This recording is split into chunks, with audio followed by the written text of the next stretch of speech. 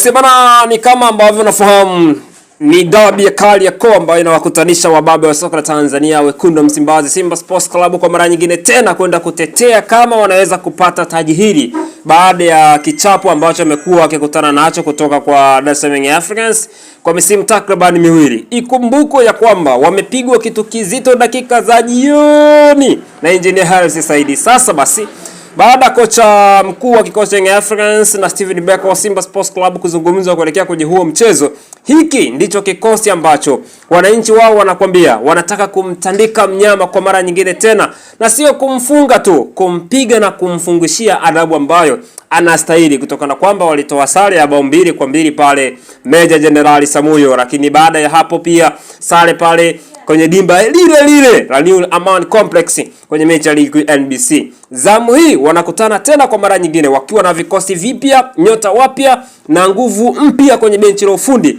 la Dar es Salaam Africans. Kwa upande wa Young Africans, kikosi ambacho kinaanza dhidi ya Simba Sports Club, derby ya Kariakoo 2026-2027, ama hakika kimejaa nyota na majina yameshiba umaarufu, uwezo mkubwa ambao wameshaonesha kwenye soka la Afrika, wakianza kwenye milingoti mitatu. Djigui Diarra, bila shaka hakuna asiyefahamu uwezo wa Djigui Diarra, na mbavu ya kulia yao Kwasi Otola, tunafahamu uwezo alionao yao Kwasi Otola, akirejea tena kwa mara nyingine tena akitokea injury. Kwenye mechi ya dabi ya mwisho alicheza lakini hakumaliza. Performance yake inaendelea kuvutia baada ya kurejea na akiendelea kulikava taratibu.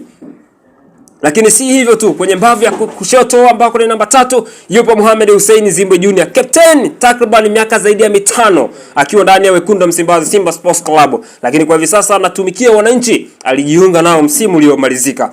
Lakini namba 5 Ibrahim Abdulabaka na Bakari Nondo Mwamnyeto, usitegemee kuona kana kwamba kutakuwa kuna maingizo makubwa sana ya wachezaji wapya, kwa sababu kwanza hawafahamu joto la dabi ya Kariakoo, na ndio maana kwenye kikosi cha Africans kuanzia namba 1 mpaka namba 5 bado wanatawala wachezaji ambao ni wazoefu wa hii michezo, na wote wamecheza dabi nyingi mno za Kariakoo. Namba 6 yuko Duke Ogabuya, no doubt hakuna asiyejua performance ya Duke Ogabuya toka alivyoondoka Ligi ya Ucho. Amekuwa muhimili mkubwa kwenye safu ya kiungo ya Dar es Salaam Africans, bila kumsahau upande ambao atakuwa akitokea Maxim Pianzengeri. Namba 7, huyu ndio engine ya kikosi cha Africans, amekuwa akicheza mara nyingi akitokea pembeni akiingia katikati, lakini typically anacheza kama winga namba 7 kwenye kikosi cha Africans, ila kwa sasa tunafahamu anacheza winga midfield.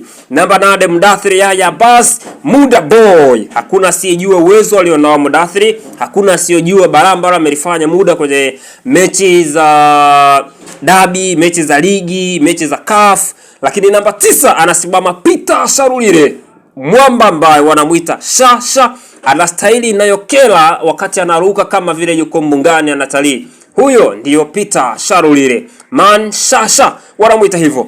Miongoni mwa usajili ambao ulitikisa, ulivuta hisia nyingi, umekutana kwenye wakati ambao ni mafanikio. Mechi yake ya kwanza amecheza kwenye mechi ya siku ya Yanga Day na akaweza kufanikiwa kufunga bao kwa njia mkwaju ya penalti.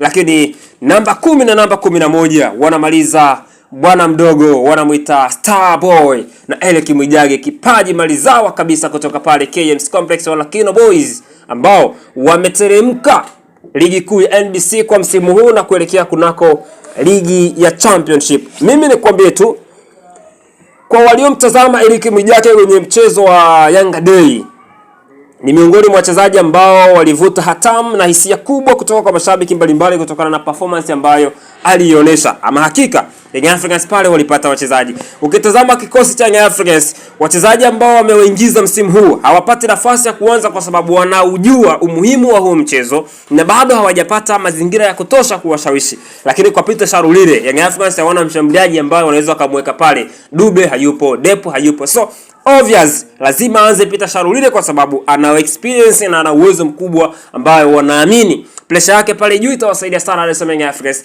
Hicho ni kikosi cha Mang'ang'iti ambaye anakwenda kutikisa kwenye dabi ya Kariakoo. Anasimama kama mwalimu kwenye benchi la ufundi ya Young Africans for the first time ever kwenye maisha yake. kwenye mechi kubwa ambayo inakutanisha timu mbili kutoka Tanzania.